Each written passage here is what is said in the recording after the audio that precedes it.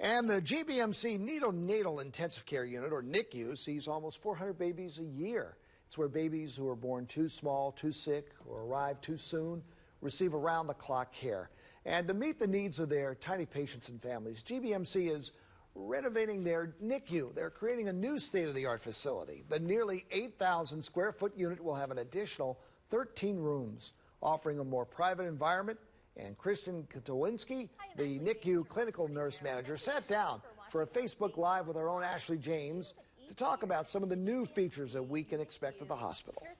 It's individual rooms. There's going to be a kangaroo chair, which will help the moms hold the babies skin to skin. And then we will invite a parent to stay overnight if they choose to. It's a bigger space. It's gorgeous. The tiny patients will be moved into the new unit on June the 18th. And a reminder, you can still sign up now for the GBMC Father's Day 5K and 1 mile fun walk. The money raised will help fund the NICU renovation.